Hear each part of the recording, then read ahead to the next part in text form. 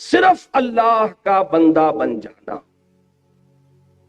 مان لیا کہ وہی الہ ہے، لا الہ الا اللہ، زبان سے کہہ دیا،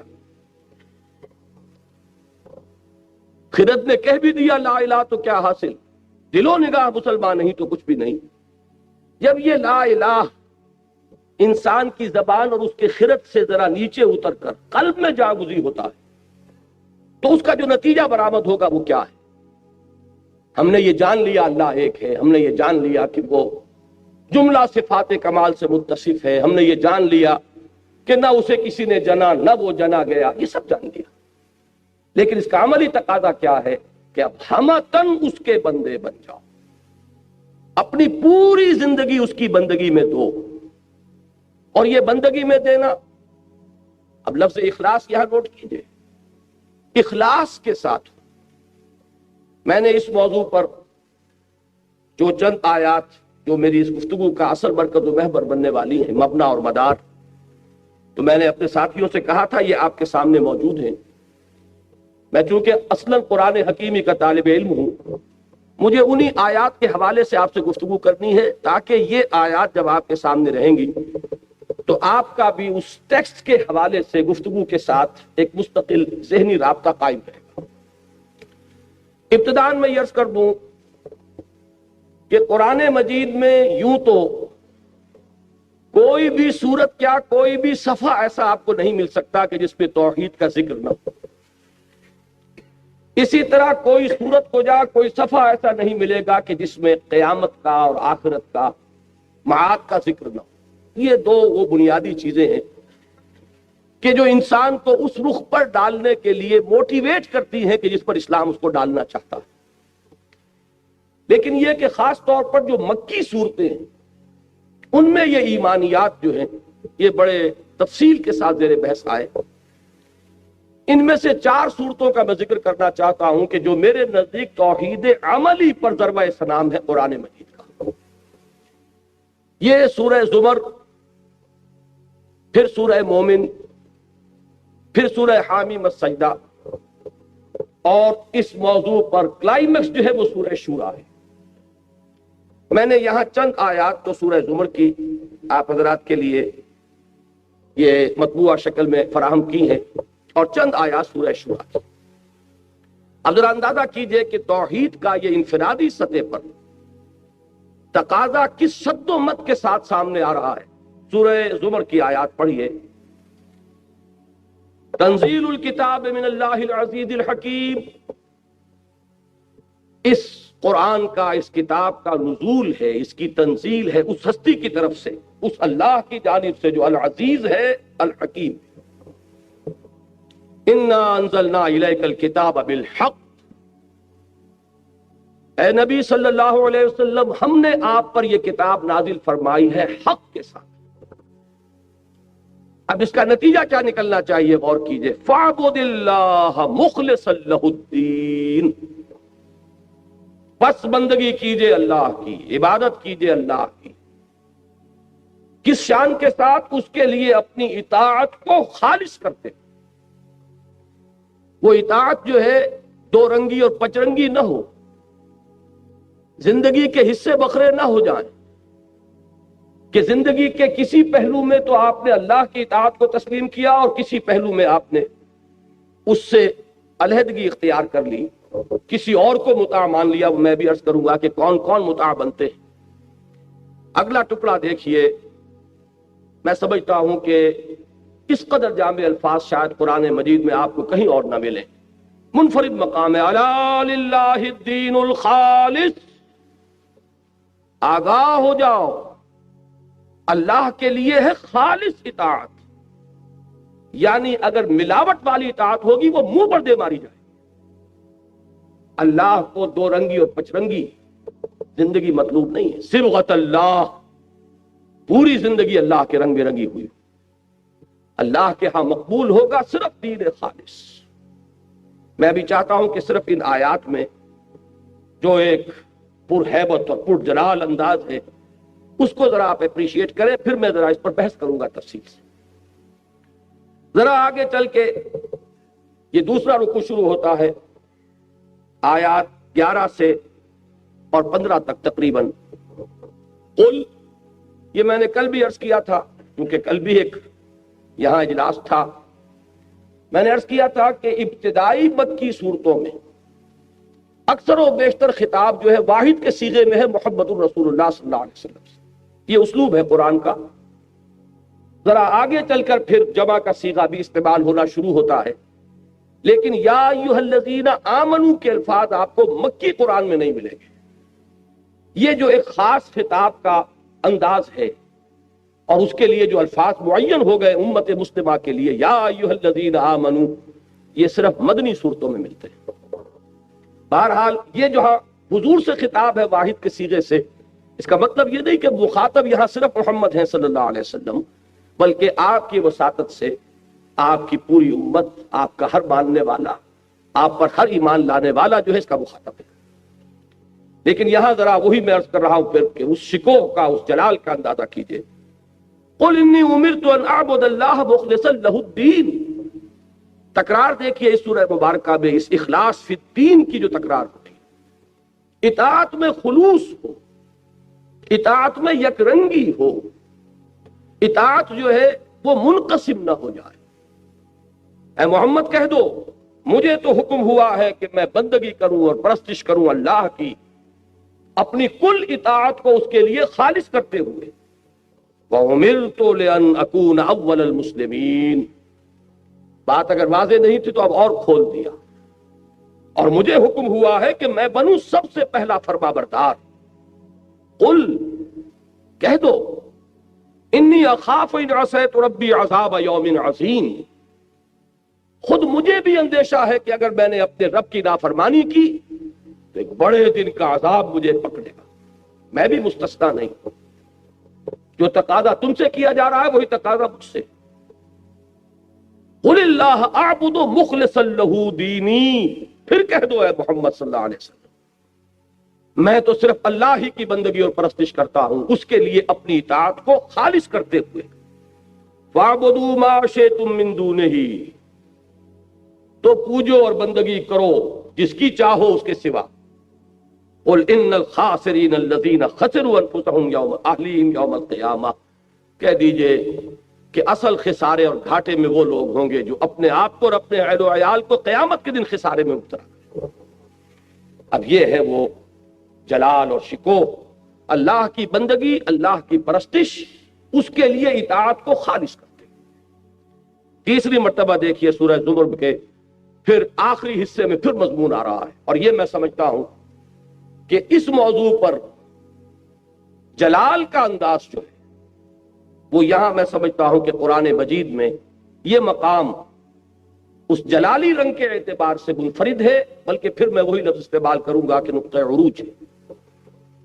قل فغیر اللہ تأمرونی اعبد ایھا الجاہلون، اے نبی ان سے کہہ دیجئے کہ اے جاہلو، یہ جاہل کے لفظ کو سمجھ لیجئے عام طور پر اردو میں مستعمل ہے ان پڑھ کے لیے، عربی میں جاہل کے معنی ان پڑھ نہیں ہے، جاہل کے معنی ہے جذبات و خواہشات کا بندہ، مشتعل مزاج انسان جو خواہشات اور شہوات اور جذبات کے ہاتھ میں اپنی لگام دیے ہوئے۔ ایک وہ ہے کہ جو عقل سے راستہ دیکھتا ہے، جو اپنی خرد سے، اپنے عقل سے کام لیتا ہے، قومی یعقلون، اور ایک وہ لوگ ہیں کہ جو عقل کو بالائے طاق رکھ کر صرف جذبات اور خواہشات کی پیروی کرتے، وہ جاہل۔ تو اے حرص و ہوا کے بندو، اے خواہشات کے غلاموں، کیا تم مجھ سے بھی یہ توقع رکھتے ہو، مجھے بھی مشورہ دے رہے ہو کہ اللہ کے سوا کسی اور کی بندگی کروں؟ وَلَقَدْ أُوحِيَ إِلَيْكَ وَإِلَى الَّذِينَ مِن قَبْلِكَ لَئِنْ أَشْرَكْتَ لَيَحْبَطَنَّ عَمَلُكَ وَلَتَكُونَنَّ مِنَ الْخَاسِرِينَ۔ اور اے نبی سن لیجئے کان کھول کر، یہ بات آپ کے جانب بھی وحی کی جا چکی ہے، اور آپ سے جو پہلے انبیاء اور رسول آئے ان سب کے جانب بھی وحی کی جا چکی ہے کہ اگر بالفرض آپ نے بھی شرک کیا تو آپ بھی لازماً خسارہ پانے والوں میں سے ہو جائیں گے۔ لَئِنْ أَشْرَكْتَ لَيَحْبَطَنَّ عَمَلُكَ وَلَتَكُونَنَّ مِنَ الْخَاسِرِينَ۔ اور آپ کے تمام اعمال حبط ہو جائیں گے اور آپ یقیناً خسارہ پانے والوں میں سے ہو کر رہیں گے۔ وَلِلَّهِ فَاعْبُدْ، بس ایک ہی اللہ کی بندگی کرو، وَكُن مِّنَ الشَّاكِرِينَ، اور اس کے شکر گزار بندوں میں سے بچ جاؤ۔ اب یہ آیات ہے ایک سورت کی، سورہ زمر کی۔ جن حضرات کو بھی قرآن مجید سے کوئی مناسبت ہے، ان کا کچھ استحضار ہے، وہ اس بات کو محسوس کریں گے کہ اس پہلو سے اللہ کی عبادت اخلاص فی الدین کے ساتھ یہ جامع ترین مقام ہے قرآن حکیم کا۔ اب ذرا اس کا تجزیہ کیجئے، عبادت کہتے کسے؟ ہمارے اس دور زوال میں اور دور انحطاط میں عبادت کا تصور بھی نہ صرف محدود ہوا ہے بلکہ مسخ ہو گیا۔ ایک ہے کسی چیز کا محدود ہو جانا، ایک ہے اس کا بنیادی طور پر مسخ ہو جانا۔ میرے نزدیک کانسیپٹ جو ہے عبادت کا وہ صرف محدود نہیں ہوا، مسخ ہوا، پرورٹڈ کانسیپٹ، کہ بس چند ریچولز ہیں، نماز روزہ ہے، جن کا انسانی زندگی کے ساتھ کوئی تعلق نہیں رہا۔ وہ ایک علیحدہ سے ایک اپینڈکس ہے، ایک ضمیمہ ہے، اس کے سوا اس کی کوئی حقیقت نہیں۔ رہ گئی رسم اذاں روح بلالی نہ رہی، اور فلسفہ رہ گیا تلقین غزالی نہ رہی۔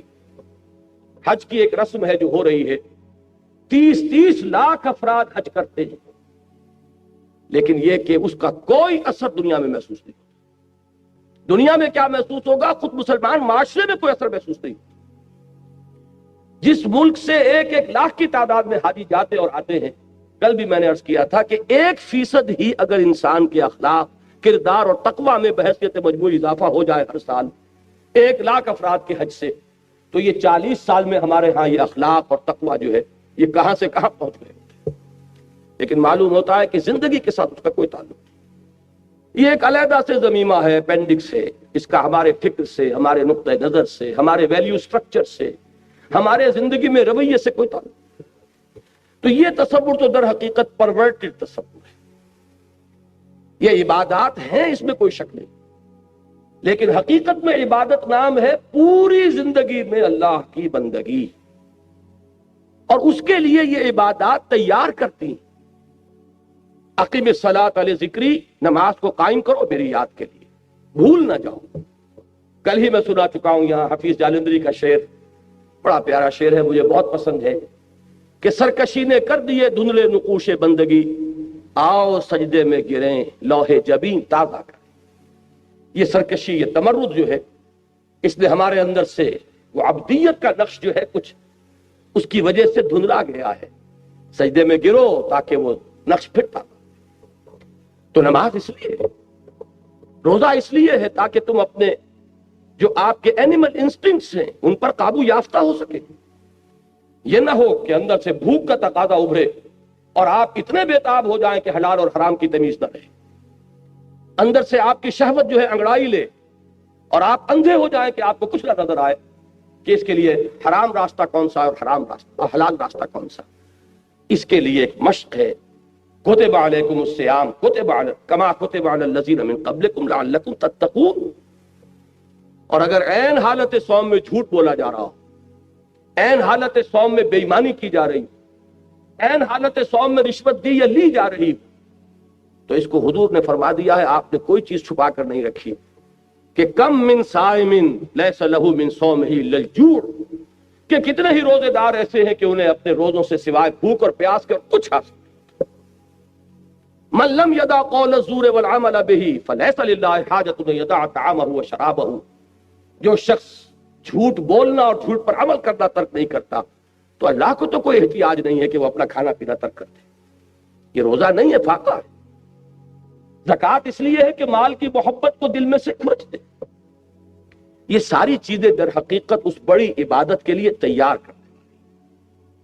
میں اللہ کا شکر ادا کرتا ہوں کہ بہت سے مفکرین، مصنفین، دانشور، بہت سے داعیان الی اللہ، ان کی کوششوں کے ذریعے سے یہ تصور عام ہو چکا ہے۔ اب ہمارے بالکل عوام الناس میں جو حالات میں تو شاید یہ بات ہو کہ وہ صرف ریچولسٹک کانسیپٹ جو ہے وہ ابھی چلا آ رہا ہو، لیکن پڑھے لکھوں لوگوں کی ایک بڑی تعداد جو ہے اب اس حقیقت سے تو آشنا ہو چکی ہے کہ عبادت کا مفہوم ہے پوری زندگی میں اللہ کی بندگی۔ زندگی آمد برائے بندگی، زندگی بے بندگی شرمندگی۔ لیکن میں یہ سمجھتا ہوں اس فہرست میں یقیناً میرے نزدیک اس دور میں جو بڑے بڑے مشاہیر جن کے نام آئیں گے ان میں علامہ اقبال کا نام سر فہرست ہے، اس لیے کہ ان کا دائرہ جو ہے وہ بہت پھیلا، بہت وسیع ہوا ہے اثر اور نفوذ کا۔ پھر اسی میں آپ کو مولانا مودودی کا نام ملے گا جنہوں نے اس تصور کو واضح کیا ہے۔ یہ تصور جو ہے اور بھی بہت سے اہل قلم حضرات ہیں کہ جنہوں نے اب عام کر دیا ہے۔ ہمارے ہاں اب یہ تصور جو ہے کوئی اجنبی تصور نہیں ہے کہ لوگ اب جانتے ہیں کم سے کم، چاہے اس پر عمل پیرا نہ ہو، کہ عبادت کا مفہوم پوری زندگی میں اللہ کی بندگی ہے۔ لیکن ایک چیز کی اس میں کچھ کمی کا تاحال احساس ہے، اور وہ احساس یہ ہے کہ بندگی کا تصور تو واضح ہو گیا، لیکن اس کا ایک دوسرا ایلیمنٹ ہے، وہ پرستش کا ایلیمنٹ ہے۔ ایک اطاعت کا ایلیمنٹ ہے، دوسرا محبت کا ایلیمنٹ ہے۔ جب تک کہ یہ اطاعت اللہ تعالیٰ کی محبت خداوندی کے جذبے سے سرشار ہو کر نہ کی جا رہی ہو، عبادت کا حق ادا نہیں۔ مجرد اطاعت تو ہم انگریز کی بھی کر رہے تھے، لیکن اس کی عبادت نہیں کر رہے تھے، وہ مجبوری کی اطاعت تھی۔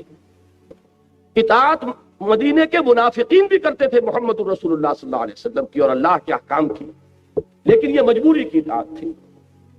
اللہ کی عبادت کے یہ دو اجزاء ہیں، اور اللہ تعالی رحمت نازل فرمائے امام ابن تیمیہ اور حافظ ابن قیم رحمہم اللہ پر کہ انہوں نے خوب اس کو واضح کر دیا ہے۔ ہمارے ہاں ان سے پہلے جو جمہور ائمہ لغت ہیں انہوں نے عبادت کا مفہوم بیان کیا تھا، العبادت التذلل۔ عبادت نام ہے کسی کے سامنے بچھ جانے کا، عاجزی اختیار کرنے کا، کسی کے سامنے جھک جانے کا۔ میرے نزدیک اس میں بہترین لفظ وہی ہے جو میں نے پہلے استعمال کیا، بچھ جانا۔ یہ تذلل کا صحیح ترین مفہوم ادا کرتا ہے۔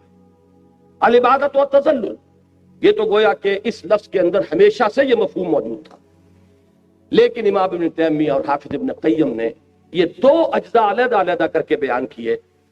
العبادت تجمع اصلین، یہ عبارت ہے حافظ ابن قیم کی جو شاگرد رشید امام ابن تیمیہ کے رحمہ اللہ۔ العبادت تجمع اصلین، غایت الحب مع غایت الذل والخضوع، حد درجے کی اللہ کی محبت اور اس کے تحت حد درجے میں اللہ کے سامنے بچھ جانا، جھک جانا۔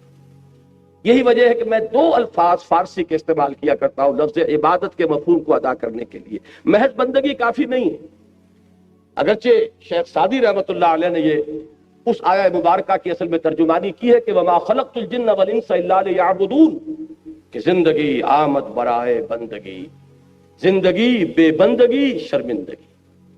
لیکن یہ کہ محض بندگی سے عبادت کا حق ادا نہیں ہوگا جب تک ایک لفظ پرستش اس میں شامل نہ کیا جائے۔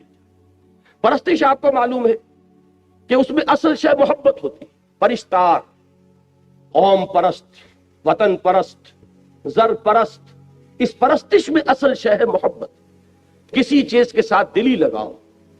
جب یہ دونوں چیزیں یکجا ہو جائیں گی، جیسا کہ میں نے ابھی آپ کو الفاظ سنائے، غایت الحب مع غایت الذل والخضوع، حد درجے کی محبت اللہ کی اور حد درجے کا اس کے سامنے بچھ جانا، دو کیفیتیں جمع ہو جائیں گی تو اللہ تعالیٰ کی عبادت کا حق ادا ہوگا۔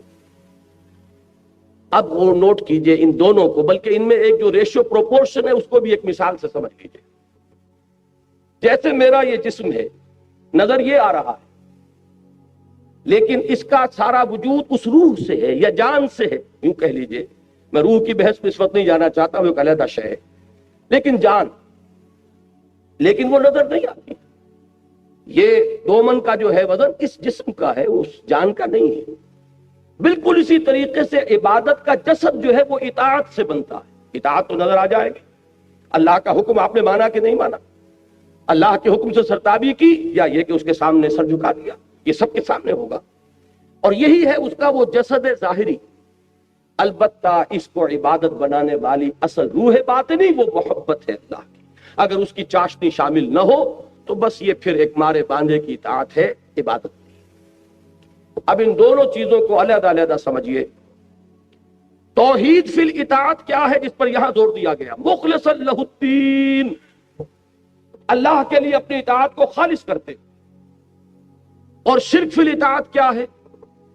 اسی طرح توحید فی المحبت کیا ہے اور شرک فی المحبت کیا ہے؟ میں چاہتا ہوں کہ بالکل الجبرہ کے قواعد کی طریقے سے ان چیزوں کو سمجھیے. توحید فی الاطاعت کیا ہے؟ اللہ تعالی جملہ اطاعتوں کی نفی نہیں کرتا. اطاعت کرو والدین کی، اطاعت کرو اساتذہ کی، اطاعت کرو اولو الامر منکم کی، لیکن مطاع مطلق صرف اللہ ہوگا. ساری اطاعتیں اس کی اطاعت کے تابع ہو گئیں تو توحید فی الاطاعت. کوئی ایک اطاعت بھی اس کی اطاعت سے آزاد ہو کر اس کے برابر آ کر بیٹھ گئی یا اس سے بالا تر ہو گئی تو یہ شرک فی الاطاعت. اس کو حضور صلی اللہ علیہ وسلم نے یوں ادا فرمایا کہ لا طاعت لمخلوق فی معصیت الخالق. مخلوق میں سے کسی کی اطاعت نہیں کی جائے گی کسی ایسے معاملے میں کہ جس میں خالق کی معصیت لازم آ رہی. اس دائرے کے اندر والدین کا حکم مانو، بیوی شوہر کا حکم مانے، طالب علم اساتذہ کا حکم مانے، مرید مرشد کا حکم مانے، عام شہری جو بھی حکام ہیں ان کے حکم مانے. لیکن یہ کہ ان تمام اطاعتوں پر سب پر حاوی اطاعت اللہ کی اطاعت ہو جائے تو یہ ہے توحید فی الاطاعت. اور کوئی ایک اطاعت بھی اگر اس کے ہم پلہ ہو گئی، اس کی اطاعت سے آزاد ہو گئی تو یہی شرک فی الاطاعت. اور شرک فی الاطاعت شرک فی العبادت ہوگی، اس لیے کہ عبادت کا جزو اعظم اطاعت ہے.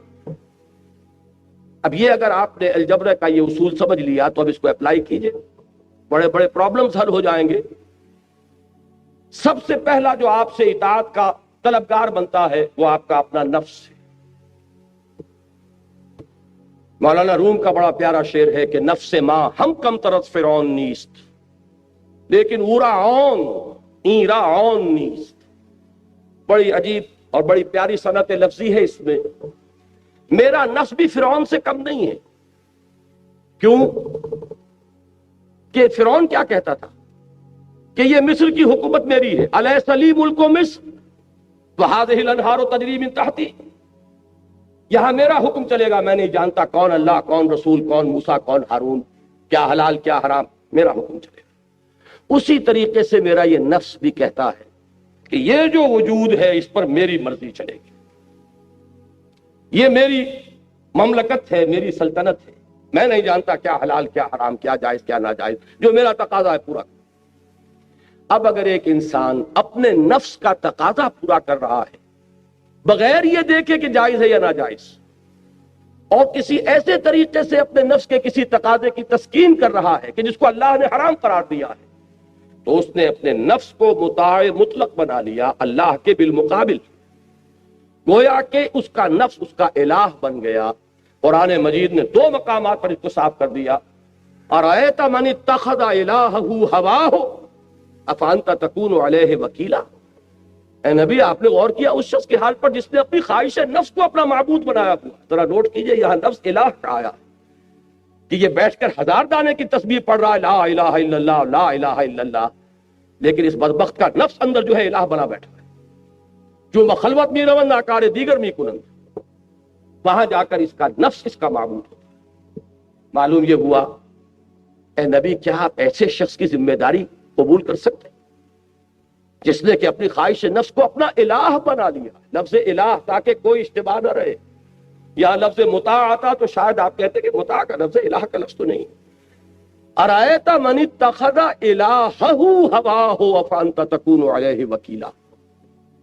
اب یہ نوٹ کر لیجئے آسان نہیں ہے اس نفس کے پنجے سے رستگاری. وہ جو میں عرض کر رہا تھا کہ بڑی پیاری صنعت لفظی ہے اس شعر میں، لیکن اورا عون ایرا عون نیست. عون کہتے ہیں مدد کو، پنجابی میں یہ لفظ اسی سینس میں مستعمل ہے مدد، یعنی اگر لاؤ لشکر ہے تو یہ فرعون کے پاس لاؤ لشکر تھا، لہذا اس نے زبان سے بھی کہہ دیا انا ربکم الاعلی، میں فقیر درویش ہوں، میرے پاس کوئی لاؤ لشکر نہیں، لہذا میں زبان سے تو کچھ نہیں کہتا، لیکن نفس میرا اندر سے یہی کہتا. یہاں سے آگے چلتے جائیے. جس شے کو بھی آپ نے اللہ تعالیٰ کی اطاعت سے آزاد ہو کر مطاع مان لیا، چاہے عقیدے میں نہیں مانا، عمل میں مانا، وہ عمل میں آپ کا مطاع مطلق بنا، وہ عمل میں آپ کا معبود بنا، اور وہ توحید فی الاطاعت کے دائرے سے آپ نکلے۔ اب اسی طریقے سے محبت کو لیجئے، یہاں بھی فارمولہ وہی ہے، محبت کی نفی نہیں ہے۔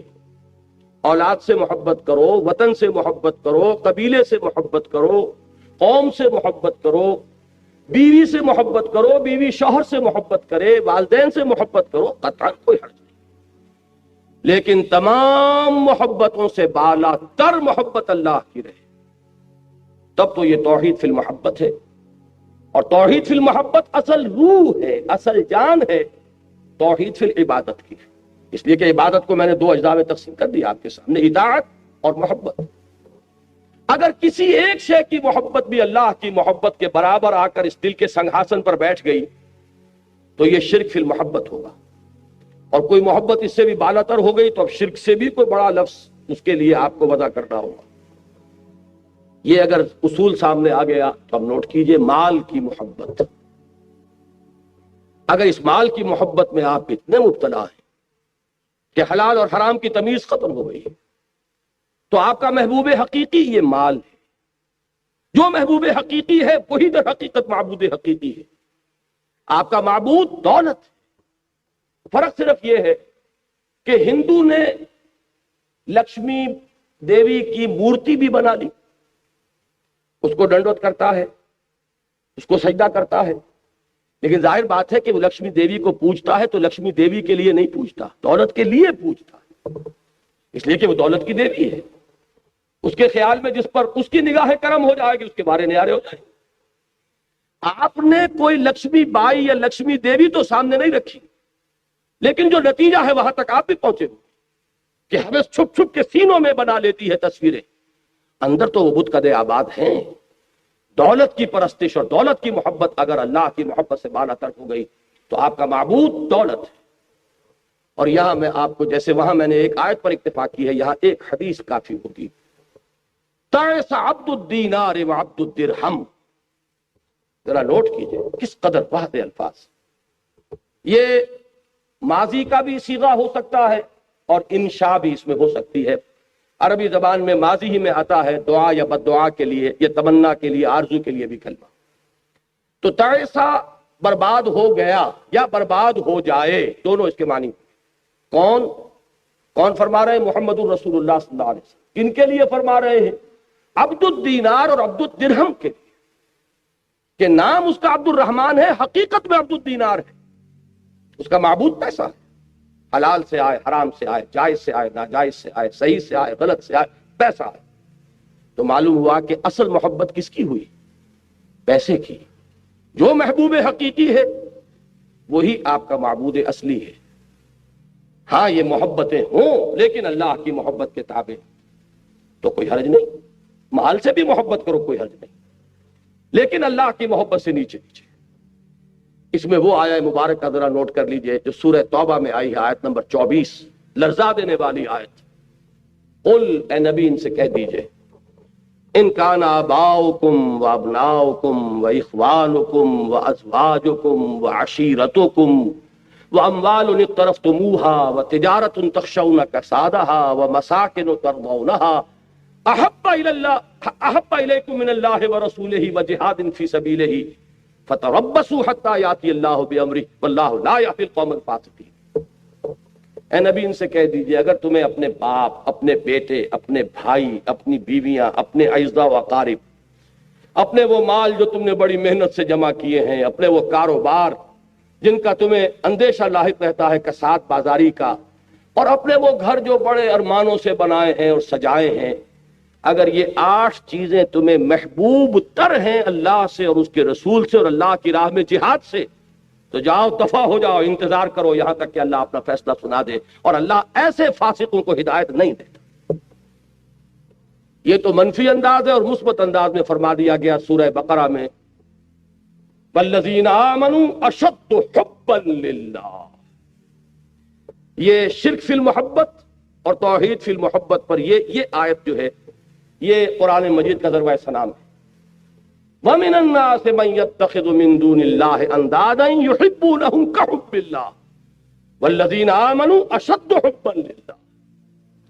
اس آیت کے حوالے سے وہ بات ذرا میں چند منٹ آپ کے لوں گا کہ وہ لفظ مطلوب جو استعمال کیا امام ابن تیمیہ نے وہ واضح ہو جائے۔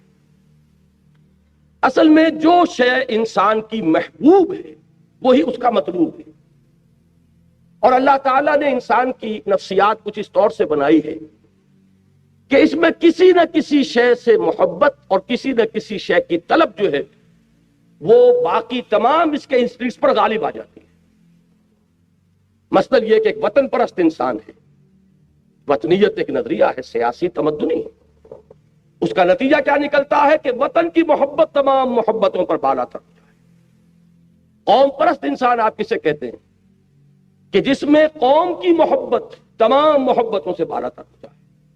یہی وہ چیز ہے جس کو کہ جیسا کہ میں نے عرض کیا کہ یہ جدید چونکہ تصورات ہیں، یہ نیشنلزم کا جو بھوت آج پوری دنیا کے سروں پر سوار ہے، ہمارے علماء اس سے واقف نہیں ہیں بالعموم۔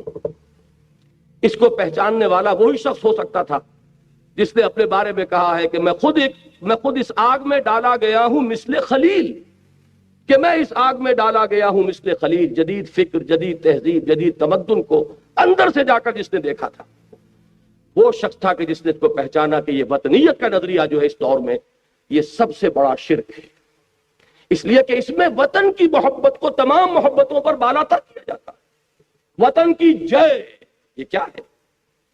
وطن کی عظمت کا ترانہ ہے جو اب آپ گاتے ہیں کھڑے ہو کر، یہ اس کی عبادت ہے جو آپ سر انجام دیتے ہیں۔ وطن کے جھنڈے کو سلامی جو دی جاتی ہے، حقیقت میں اس دور کے شرک کے سب سے بڑے مظاہر یہ ہیں۔ لیکن یہ کہ اس کو پہچانا کس نے؟ اس مرد قلندر نے جو جانتا تھا کہ وطنیت گفتار نبوت میں وطن اور ہی کچھ ہے۔ یہ بات، یہ جو آپ نے وطن کا لفظ کہیں پڑھ لیا، اور یہ جو آج کی سیاست ہے اس میں وطن اور ہی کچھ ہے۔ اس دور میں میں اور ہے جام اور ہے جم اور، ساقی نے بنا کی روش لطف و ستم اور، مسلم نے بھی تعمیر کیا اپنا حرم اور، تہذیب کے آذر نے ترشوائے صنم اور، ان تازہ خداؤں میں بڑا سب سے وطن ہے، جو پیرہن اس کا ہے وہ مذہب کا کفن۔ نظارہ دیری نہ زمانے کو دکھا دے، اے مصطفی خاک میں اس بت کو ملا، اسلام تیرا دیس ہے تو مصطفی ہے۔ یہ جو نظریہ ہے، اب میں عرض کر رہا تھا کہ انسان کی اس کی کچھ نفسیاتی ساخت ایسی ہے، اس کو بہت خوبصورتی سے اور بڑی ڈیٹیلز میں ڈسکس کیا ڈاکٹر رفیع الدین نے، آئیڈیالوجی آف دی فیوچر جو ان کی مارکۃ الآراء کتاب ہے، کہ انسان کسی نہ کسی شے سے محبت کرنے پر مجبور ہے، اور اس کی محبت میں پھر وہ مشقتیں جھیلتا ہے، قربانیاں دیتا ہے، فاقے کرتا ہے اور لذت محسوس کرتا ہے۔ یعنی ہمارے ویسٹرن سائیکالوجسٹ جو ہیں وہ تو سب سے بڑا انسٹنکٹ کہیں گے پریزرویشن آف دی سیلف۔ انسان کا سب سے بڑا انسٹنکٹ جو ہے اپنے وجود کا تحفظ ہے۔ لیکن آپ غور کیجئے کمیونسٹ کو کہ وہ کس طرح اپنی جان کی بازی کھیلتا ہے اپنے اس انقلاب کے لیے کہ جو اس کے پیش نظر ہے۔ اندازہ کیجئے ان جاپانیوں کا جو بموں میں بیٹھ کر گئے، انہیں معلوم ہے کہ میرے تو چیتھڑے اڑ جائیں گے، یہ بم جب میں کسی جہاز کی چمنی میں لے کر اتروں گا تو میرا تو وجود کہیں نہیں رہے گا، وہ جہاز کے ٹکڑے تو بعد میں ہوں گے۔ معلوم ہوا کہ سب سے بڑا اینیمل انسٹنکٹ جو ہے وہ کسی ازم کے یا کسی محبت یا کسی نظریے اس کے تابع ہو کر رہ گیا ہے۔ انسان فاقے کرتا ہے، اسے دلی مسرت حاصل ہوتی کہ میں نے اپنے نظریے کے لیے فاقہ کیا ہے، میں نے اپنے مقصد زندگی کے لیے جیل کاٹی ہے، میں نے اپنے مقصود کے لیے سختیاں جھیلی ہیں۔ تو یہ جو ہے کسی نہ کسی شے کو اپنا محبوب بنانا اور مطلوب بنانا، یہ انسان کی فطرت ہے۔ اب جن لوگوں کی رسائی تو اللہ تک ہو گئی تو وہ تو محبوب حقیقی ہے ہی ہے، لیکن جن کی رسائی وہاں نہیں ہوئی انہوں نے کسی نہ کسی کو تراش لیا ہے، اس کو اپنا محبوب بنایا۔ می تراشد فکر ما ہر دم خدا بندے دیگر، رست از یک بندتا افتاد در بندے دیگر۔ مجبور ہے انسان کہ کسی نہ کسی کو تراش کر اور اپنے دل کے سنگھاڑ پر بٹھائے۔ وہ کوئی نظریہ بھی ہو سکتا ہے، ایک تخیل کے حسن مبہم پر ساری ہستی مٹائی جاتی ہے۔ انسان ایک نظریے کے لیے بھی اپنا سب کچھ قربان کرنے کے لیے تیار ہوتا ہے، یہ ہے اس کا مطلوب۔ قرآن مجید میں یہ سورہ حج کے آخری رکوع میں آیا ہے، ضعف الطالب والمطلوب۔ اللہ کے سوا کسی کو تم نے مطلوب بنایا تو وہ مطلوب بھی بیچارہ اور عاجز، اور طالب اس سے بھی بڑھ کر عاجز اور بیچارہ۔ جس کا مطلوب عاجز اور بیچارہ ہے، ایک ہی مطلوب حقیقی اور وہ اللہ ہے۔ یہ ہے وہ مطلوب کا لفظ جس کو امام ابن تیمیہ رحمۃ اللہ علیہ نے استعمال کیا، انسان کا مطلوب صرف اللہ بن جائے۔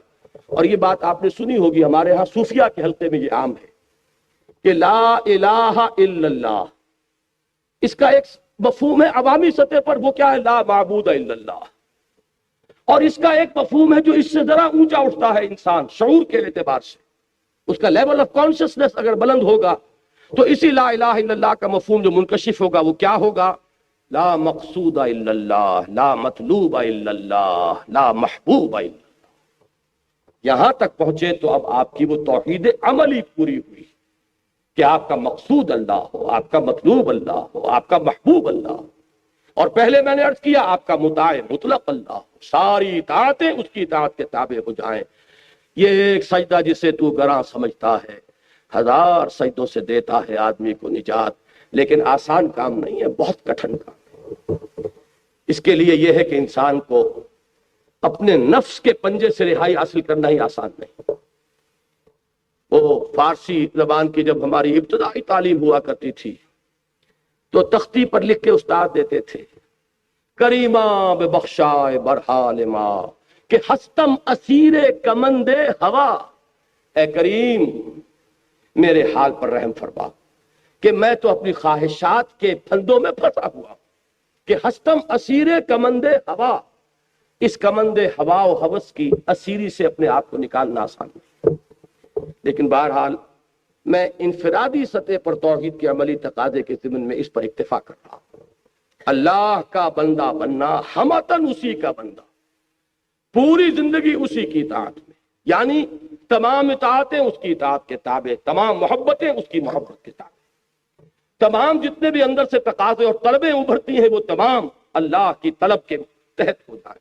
وَمِنَ النَّاسِ مَن يَتَّخِذُ مِن دُونِ اللَّهِ أَندَادًا يُحِبُّونَهُمْ كَحُبِّ اللَّهِ وَالَّذِينَ آمَنُوا أَشَدُّ حُبًّا لِلَّهِ۔ جو حقیقتاً مومن ہے، جو واقعتاً ایمان کا رمز آشنا ہو گیا ہے، وہ سب سے زیادہ محبت کرتا ہے اللہ کے ساتھ۔ یہ اشد حبا للہ، یہ عبادت کا وہ باطنی روح والا پہلو ہے۔ اب ذرا آئیے سورہ زمر سے آگے چلیے۔ سورہ مومن کی میں صرف ایک آیت کا حوالہ دوں گا، وہ یہاں پر تباہ شدہ نہیں ہے کیونکہ وہ میری گفتگو میں اس وقت اصل فوکس میں وہ پوائنٹ نہیں ہے، لیکن یہ کہ اس کو ضمن نوٹ کر لیجئے، چونکہ حدیث میں آتا ہے کہ الدعاء مخ العبادہ، الدعاء هو العبادہ، دعا جو ہے وہ عبادت کا اصل جوہر ہے، بلکہ اس سے بھی آگے بڑھ کر دعا ہی اصل عبادت ہے۔ جس کو آپ پکارتے ہیں وہی آپ کا معبود ہے، جس کو آپ نے مشکل کشا سمجھا ہے وہی آپ کا معبود ہے، جس کو حاجت روا مانا ہے وہی آپ کا معبود ہے۔ یہ ہے وہ دعا کا پہلو۔ اس دعا کے ضمن میں اگرچہ قرآن مجید میں دوسرے مقامات پر لا تدعوا مع اللہ احدا، دیکھو اللہ کے سوا کسی اور کو مت پکارنا، اللہ کے ساتھ کسی اور کو شامل نہ کر لینا، یہ شرک فی الدعا ہے۔ لیکن مضمون کی مناسبت دیکھیے کہ سورہ مومن کے جو سورہ زمر کے متصلاً بعد آتی ہے، اس میں ایک تو وہ آیہ مبارکہ دعا کے موضوع پر وہ اہم ترین آیت ہے قرآن مجید کی، اور جمعوں کے خطبوں میں آپ نے بارہا سنی ہوگی، قال ربکم ادعونی استجب لکم ان الذین یستکبرون عن عبادتی سیدخلون جہنم داخرین۔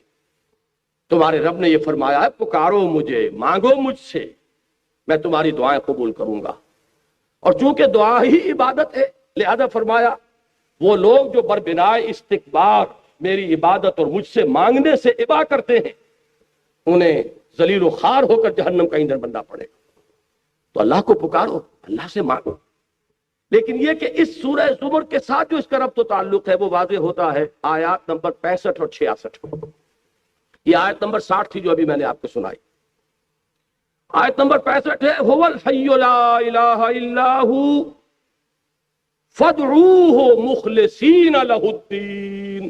دیکھیے وہی لفظ یہاں، وہ اللہ ہے، وہ زندہ جاوید ہستی کے جس کے سوا کوئی معبود نہیں، بس پکارو اسے، اس کے لیے اپنی اطاعت کو خالص کرتے ہو۔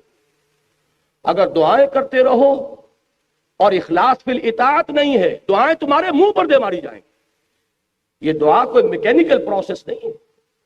یہ جو آج بہت سے لوگ سوال کرتے ہیں کیا وجہ ہے ہماری دعائیں قبول نہیں ہوتی، پہلے لوگوں کی دعائیں قبول ہوتی تھی۔ نبی اکرم صلی اللہ علیہ وسلم نے اس کی وضاحت کر دی ہے۔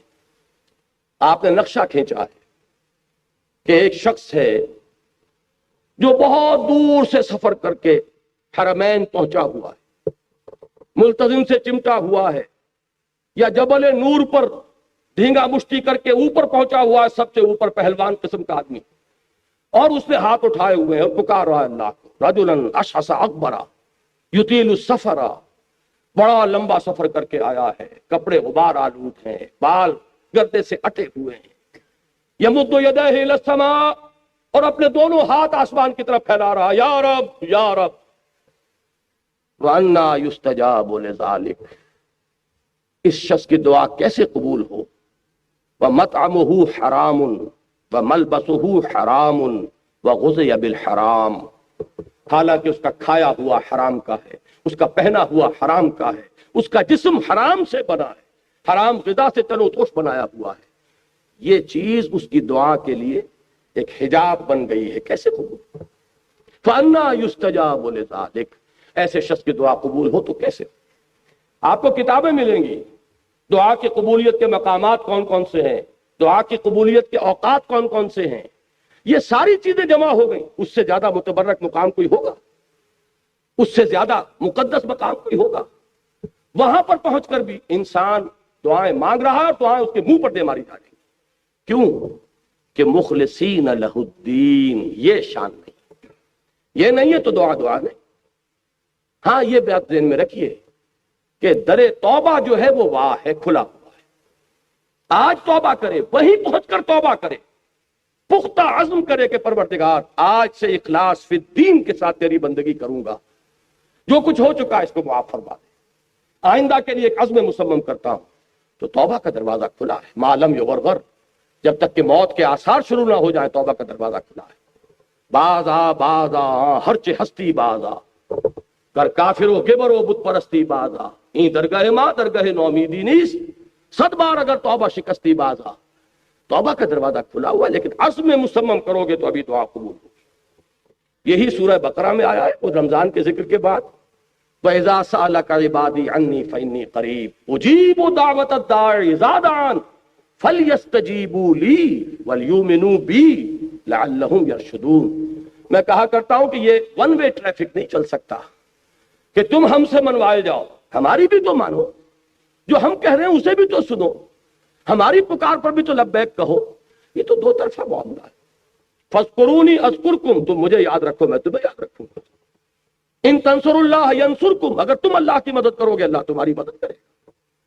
حدیث میں آتا ہے کہ میرا بندہ میری طرف چل کر آتا ہے تو میں دوڑ کر آتا ہوں، وہ بارش بھر آتا ہے میں ہاتھ بھر آتا ہوں، وہ مجھے اگر اپنے دل میں یاد کرتا ہے میں بھی اسے اپنے جی میں یاد کرتا ہوں، وہ میرا ذکر اگر کسی محفل میں کرتا ہے میں اس سے بہت اعلیٰ محفل میں اس کا ذکر کرتا ہوں۔ یہ دو طرفہ معاملہ ہوگا، لہذا مجھ سے منوانا ہے تو میری مانو، فَلْيَسْتَجِيبُوا لِي وَلْيُؤْمِنُوا۔ اب اسی دعا کے مادے سے ایک لفظ اور بنتا ہے دعوت۔ دیکھیے انفرادیت سے اب میں اجتماعیت کی طرف جا رہا ہوں۔ انفرادیت سے اجتماعیت کا جو پل ہے وہ دعوت ہے۔ ایک اللہ کا بندہ جس نے انفرادی سطح پر اس توحید کے عملی تقاضے کو اپنی زندگی میں پورا کر لیا، وہ بندہ رب بن گیا، وہ انشراح صدر سے کہہ سکتا ہے کہ انی عبد اللہ، میں اللہ کا بندہ ہوں۔ اب وہ کیا کرے گا؟ اب اسی کی دعوت دے گا، اس لیے کہ ایک فرد سے چراغ روشن ہوگا، دیے سے دیا جلے گا۔ یہ بات تم نے اگر اپنی زندگی میں اختیار کی ہے اب اس کو عام کرو۔ جس سے تم محبت کر رہے ہو اس کی محبت کی جوت جگاؤ دوسروں کے دلوں میں، جس کی اطاعت کو تم نے اپنے اوپر لازم کیا ہے اسی کی اطاعت کی طرف لوگوں کو بھی دعوت دو کہ اس کے سامنے جھکیں۔ یہ ہے مرکزی آیت سورہ حامیم سجدہ کی، وَمَنْ أَحْسَنُ قَوْلًا مِّمَّنْ دَعَا إِلَى اللَّهِ وَعَمِلَ صَالِحًا وَقَالَ إِنَّنِي مِنَ الْمُسْلِمِينَ۔ اس شخص سے بہتر بات اور کس کی ہوگی جو اللہ کی طرف بلائے اور اس کا اپنا عمل درست ہو۔ یہ نہیں ہے یہ سورہ بقرہ میں یہودیوں کے بارے میں فرمایا گیا، اتامرون الناس بالبر وتنسون انفسکم وانتم تتلون الکتاب فلا تعقلون، کیا تم لوگوں کو نیکی کی دعوت دیتے اور اپنے آپ کو بھول جاتے ہو؟ درا حال ہے کہ تم کتاب پڑھ رہے ہو تو کیا تم عقل سے کام نہیں لیتے؟ یہ ان کا طرز عمل تھا جو بدقسمتی سے آج ہم نے بھی اپنایا ہوا ہے۔ لیکن یہ کہ اصل میں دعوت کا مقام آتا ہی اس کے بعد ہے کہ خود اللہ کے بندے بنو، کہو کہ میں ہوں اللہ کا فرما بردار، اور اب لوگوں کو دعوت دو۔ وَمَنْ أَحْسَنُ قَوْلًا مِّمَّنْ دَعَا إِلَى اللَّهِ وَعَمِلَ صَالِحًا وَقَالَ إِنَّنِي مِنَ الْمُسْلِمِينَ۔ یہ ہے سورہ حامیم السجدہ کی مرکزی آیت۔ اب اس دعوت کا ہدف کیا ہے، یہ ہے میری گفتگو کا اہم ترین حصہ۔ اس دعوت کا ہدف کیا ہے؟ کیا صرف کچھ نمازیں پڑھنے والوں کی تعداد زیادہ کر دینا؟ کیا صرف کچھ داڑھی والوں کی تعداد کا تناسب معاشرے میں بڑھا دینا؟ کیا شے ہے؟ یقیناً جب اسلامی دعوت ہوگی تو اس سے یقیناً نماز پڑھنے والوں کی تعداد زیادہ ہوگی۔ جو بھی اس دعوت کو قبول کریں گے وہ اتباع سنت میں حضور صلی اللہ علیہ وسلم کی سنت کی پیروی کرتے ہوئے داڑھی بھی رکھیں گے۔ لیکن کیا یہ اصل ہدف ہے؟ اس لیے کہ ہر کوشش کو آپ ایسس کرتے ہیں ہدف کے حوالے سے۔ ٹارگٹ کیا تھا؟ جانا کہاں تھا؟ مقصود کیا ہے؟ منزل کیا ہے؟ اس کے اعتبار سے اسسمنٹ ہوگی کہ کچھ آگے بڑھے کہ نہیں بڑھے، کوئی قدم ہمارا آگے بڑھ رہا یا مارک ٹائم کر رہے ایک جگہ پر کھڑے ہوئے۔ حرکت تو ہے لیکن کوئی فاصلہ طے نہیں ہو رہا۔ یہ سارا اصل میں with reference to the goal، جو بھی آپ کا ہدف ہے۔ ہدف کیا ہے اس دعوت کا؟ وہ ہے جو سورہ شورى کی یہ آیات 13 تا 15 جو اس موضوع پر قرآن مجید کا ذروہ سنام ہے۔ شرع لکم من الدین، تمہارے لیے بھی مقرر کیا ہے دین میں سے یا دین کے بارے میں، یہ دونوں ترجمے ہو سکتے ہیں، لیکن نتیجے کے اعتبار سے کوئی فرق واقع نہیں ہوگا مفہوم میں۔ اب اتنا وقت نہیں ہے کہ میں ان کی باریکیوں میں جاؤں۔ کیا چیز مقرر کی ہے؟ وہی ما وصی بہ نوحا، جس کی وصیت کی تھی اللہ نے نوح کو علی نبینا علیہ الصلوۃ والسلام، والذی اوحینا الیک، اور جو اے محمد ہم نے وحی کی ہے آپ کی جانب صلی اللہ علیہ وسلم، وما وصینا بہ ابراہیم و موسیٰ و عیسیٰ، اور جس کی ہم نے تاکید کی تھی ابراہیم کو اور موسیٰ کو اور عیسیٰ کو علی نبینا علیہ الصلوۃ والسلام۔ اب وہ ہے کیا؟ ان اقیموا الدین ولا تتفرقوا فیہ، دین کو قائم کرو۔ یہ دین ایک اجتماعی نظام کی حیثیت سے پوری اجتماعی زندگی پر غالب آ گیا، اس لیے کہ انسان آپ کو معلوم ہے گریگوریس اینیمل ہے، متمدن حیوان ہے، مل جل کر رہتا ہے۔ تمدن نے بڑے ارتقائی مراحل طے کیے ہیں۔ کبھی انسان غاروں میں رہتا تھا تو کوئی اجتماعیت تھی ہی نہیں، انفرادیت ہی انفرادیت تھی۔ اس سے آگے ایک قبیلے کا نظام بنا تو کچھ نہ کچھ اجتماعیت آئی، اور دیکھیے نوٹ کر لیجیے جیسے جیسے اجتماعیت آئے گی انفرادیت کا دائرہ تنگ ہو جائے گا۔ آپ فلاں قبیلے کے ہیں، یہ اس کی رسم ہے، یہ اس کی ریت ہے، یہ اس کی روایت ہے، یہ اس کا شیخ ہے، اس کا کہنا ماننا پڑے گا، چاہے کسی جوان کا خون کھول رہا ہو۔ لیکن یہ کہ قبیلے کی روایت ہے، قبیلے کا نظم ہے، قبیلے کی قانون ہے، آپ کو پابندی کرنی پڑے گی۔ جہاں بھی نظام کی طرف پہلا قدم آیا ہے انفرادیت کا دائرہ سکڑنا شروع۔ اب بعض شہر تو ایسے تھے جو ایک ہی قبیلہ ان میں آباد تھا، اس سے اگلا سٹیپ جو انسان نے لیا ہے اجتماعیت کی طرف، چند قبیلوں نے مل جل کر ایک شہر میں رہنا شروع کیا۔ اس سے وہ چیز وجود میں آئی جسے آپ شہری ریاست کہتے ہیں، سٹی اسٹیٹ۔ اس لیے کہ جب چند قبیلے رہیں گے تو ایک تو ان کا اپنا اپنا یونٹ ہے، ان کے اپنے رسوم ہیں، رواجات ہیں، ان کی اپنی روایات ہیں، لیکن یہ کہ جو انٹر ایکشن ہوگا ان کے مابین، اس کے لیے کچھ نہ کچھ طے کرنا پڑے، کچھ نہ کچھ اصول ہوں گے، وہ لکھے ہوئے ہوں یا نہ ہوں، اس سے کوئی فرق واقع نہیں ہوتا، لیکن کچھ نہ کچھ ایک دستور جو ہے وہ بالکل ایک ابتدائی اور پریمیٹیو فارم میں وہ پیدا ہو جائے گا جبکہ دو قبیلے ایک جگہ رہیں۔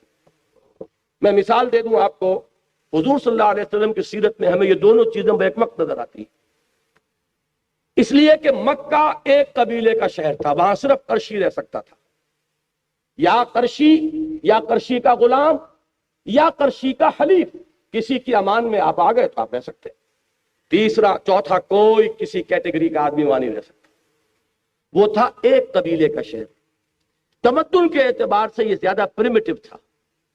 مدینہ منورہ 5 قبیلوں کا شہر تھا، تمدن کے اعتبار سے ایک سٹیپ فارورڈ، اس لیے کہ 3 قبیلے یہود کے آباد تھے، بنو نذیر، بنو قینقاع، بنو قریظہ، اور 2 تھے اصل عرب قبائل جو یمن سے آ کر آباد ہوئے، اوس اور خزرج۔ اب ظاہر بات ہے کہ ان کے مابین کچھ نہ کچھ طے ہوگا، قبیلے کا اپنا نظام تو چلے گا اپنی روایات کے مطابق، لیکن یہ کہ آپس میں معاملہ ہوگا تو کیسے ہوگا، کچھ نہ کچھ بات طے کرنی ہوگی۔ اور یہ بات شاید عجیب لگے بہت سے حضرات کو جن کے علم میں پہلے نہ ہو، کہ ان کے ہاں یہ طے تھا کہ ایک اوسی کی قیمت کے مقابلے میں خزرجی کی قیمت 3 گنا ہوگی، اس لیے کہ خزرج بڑا قبیلہ تھا، اوس چھوٹا تھا۔ تو اگر کوئی خزرجی قتل کر دے اوسی کو تو فرض کیجئے کہ 10,000 دینے پڑے، تو اگر کوئی اوسی قتل کر دے گا خزرجی کو تو 30,000 دینے پڑیں گے۔ اب آپ سوچئے کہ جو اوسی نوجوان ہوتے ہوں گے ان کے خون کھولتے ہوں گے کہ نہیں، کہ کیا میرے خون کی قیمت اس خزرجی کے مقابلے میں کیا ہے، یہ مجھ سے کوئی اعلیٰ تر انسان ہے۔ لیکن یہ کہ طے ہے، قبیلے کا آپس میں معاملہ بنا ہوا ہے، ماننا پڑے گا۔ تو یہ سٹی اسٹیٹ قائم، سٹی اسٹیٹ سے آگے بڑھے آپ تو اب بڑی بڑی مملکتیں، ایمپائرز، اور حضور کے زمانے میں بھی یہ 2 ایمپائرز تھے، Roman empire and the Persian empire, یہ 2 عظیم اس وقت کی سپر پاورز تھیں۔ تاریخ کئی صدیوں سے جھولا جھول رہی تھی ان دونوں کے مابین، کبھی رومی آگے بڑھتے تھے، ایرانیوں کو دھکیل دیتے تھے پیچھے، کبھی ایرانی آگے بڑھتے تھے، رومیوں کو دھکیل دیتے تھے، کبھی تو وہ بالکل یورپ تک جا پہنچاتے تھے، جیسے کہ خسرو کے زمانے میں، سائرس کے زمانے میں ہوا۔ بہرحال یہ بھی جو تمدن کی سطح موجود تھی، اس کے بعد اب ایک سٹیپ اس کے بعد سے آج تک انسان نے لیا ہے، اور وہ یہ ہے کہ اب کانسیپٹ آف اسٹیٹ، ریاست کا تصور۔ پہلے ریاست اور حکومت گڈمڈ تھے، آپ حکومت کے وفادار ہیں کہ ریاست کے وفادار ہیں، اس میں کوئی فرق نہیں تھا۔ جو بھی حاکم کے خلاف اگر کھڑا ہو گیا تو باغی قرار پایا۔ حضرت حسین رضی اللہ تعالیٰ عنہ کا معاملہ کیا تھا؟ لیکن آج انسان کا تمدن جو ہے ایک قدم اور آگے جا چکا ہے، اب ریاست علیحدہ ہے، حکومت علیحدہ ہے۔ ریاست ہے اصل شے جس کی وفاداری ہے، ریاست ہے کہ جس کے ساتھ آپ کا تعلق ہے، حکومت کو تو بنانا یہ آج عوام کا حق تسلیم کیا گیا، بنائیں یا بگاڑ دیں، ختم کر دیں، بدل دیں۔ تو یہ جو کانسیپٹ اسٹیٹ کا، اب یہاں بات بہت آسان ہو گئی ہے کہ توحید کا عملی تقاضا اجتماعی سطح پر کیا ہوگا کہ ایک اسلامی ریاست جو بہمہ وجوہ اسلامی ہو، جو پوری انسانی زندگی اور اس کے جملہ اجتماعی پہلوؤں کو اپنے احاطے میں لے لے، اس پر اللہ کا دین غالب ہو جائے، زندگی کا کوئی گوشہ اس کے دائرے سے باہر نہ رہے، سماجی نظام ہو تو اس کے تحت، معاشی نظام ہو تو اس کے تحت، سیاسی نظام ہو تو اس کے تحت، قانون فوجداری ہو تو اس کا، قانون دیوانی ہو تو اس کا، قانون شہادت ہو تو اس کا، قانون وراثت ہو تو اس کا۔ اس میں صرف ایکوموڈیٹ کرتی ہے اسلامی ریاست کہ مائنورٹیز کو پرسنل لا میں ان کو اجازت دے دی جائے گی، وہ عبادت جس طرح چاہیں کریں، شادی بیاہ جیسے چاہیں کر لیں، نکاح طلاق کے جو قوانین چاہیں بنا لیں، لیکن یہ ہے کہ لا آف دی لینڈ وہ اللہ کا ہوگا۔ یہ ہے اقامت دین، دین کو ایک نظام کی حیثیت سے قائم کر دے کہ وہ صرف انفرادی افیئر بن کر نہ رہ جائے۔ میں نے تو جیسا کہ عرض کیا تھا نا کہ وہ ہمارے ہاں تو انفرادی بھی نہیں رہا، وہ صرف عقیدے کی چیز بن کر رہ گیا۔ یہ توحید کی تکمیل جو ہوگی اس وقت ہوگی، وہ جس کو اقبال نے کہا ہے نا کہ وقت فرصت ہے کہاں، کام ابھی باقی ہے، نور توحید کا اتمام ابھی باقی ہے۔ یہ نور توحید کا اتمام کب ہوگا؟ جبکہ پورے اجتماعی نظام پر اللہ کا دین غالب ہو جائے۔ اب اس کو ذہن میں رکھیے، ایک اصطلاح تو اس کے لیے ہے یہ اقامت دین، جو یہاں دین کو قائم کرو۔ اس میں تھوڑا سا اشتباہ بعض حضرات پیدا کرتے ہیں کہ اس کا ترجمہ تو ہے دین کو قائم رکھو، اور میں عرض کیا کرتا ہوں جیسے میں نے وہاں عرض کیا تھا کہ وقت نہیں ہے تفصیل میں جانے کا، ورنہ میں اس کی وضاحت کر دیتا کہ نتیجے کے اعتبار سے نہ اس میں فرق ہے نہ اس میں فرق ہے۔ اس قائم رکھو اور قائم کرو کا بہترین جو معاملہ سمجھ میں آ جائے گا وہ ایک خیمے کی مثال سے ہے۔ خیمہ اگر کھڑا ہے تو آپ اسے کھڑا رکھیں گے، خیمہ گر گیا ہو تو اسے کھڑا کریں گے۔ ان دونوں کا در حقیقت یہ ایک ہی چیز ہے، ایک ہی مفہوم ہے، جس کو الفاظ میں آپ نے بدل دیا۔ فرض کیجئے خیمہ کھڑا ہے، ایستادہ ہے، اور تیز آندھی آ گئی ہے، اب آپ کیا کریں گے؟ اس کی رسیوں کو مضبوط کریں گے، اس کے کھوٹوں کو اور مضبوطی کے ساتھ گاڑیں گے۔ ہو سکتا ہے کہ کوئی وقت آئے کہ آپ رسیوں کے ساتھ بھی اپنے آپ کو یعنی اس کو پکڑ کر کھڑے ہو جائیں، بانسوں کو پکڑ کر کھڑے ہو جائیں۔ یہ سب کوشش کیا ہوگی؟ خیمے کو قائم رکھنا اگر وہ کھڑا ہے، اور اگر خیمہ گر گیا ہو تو خیمے کو کھڑا کرنا۔ اب رکھنا چہ معنی دار، یہی ہے اقامت دین کا مفہوم۔ دین قائم ہے تو قائم رکھو، قائم نہیں ہے تو قائم کرو۔ ان اقیم الدین، کہ پوری اجتماعی زندگی میں اصل الاصول یہ ہو جائے۔ اب چونکہ آج کی اس مجلس کی صدارت کر رہے ہیں ایک بہت ماہر اور ہمارے ہاں کے مشہور قانون کے جاننے والے اور اب تو قانون کے تحت فیصلے صادر کرنے والے، تو میں تھوڑا سا کچھ مجھے نظر آئے ہیں کالے کوٹ اور بھی کہ شاید ان کے لیے دلچسپی کی بات ہو یہ کہ واقعہ یہ ہے کہ اسلامی ریاست کے لیے صرف ایک دفعہ کافی ہے، ایک دفعہ جو ہمیشہ سے ہمارے ہاں دستوروں میں رہی ہے، ہر دستور میں رہی ہے۔ اور میں واقعتاً داد دیتا ہوں، مجھے معلوم نہیں کس نے یہ الفاظ اس کے قائم کیے اور فریم کیے ہیں، لیکن حقیقتاً نہایت جامع الفاظ ہیں۔ No legislation will be done repugnant to the Quran and the Sunnah. That's all. یہ بالکل کافی ہے، 100% آپریٹو اس کو کر دیجئے۔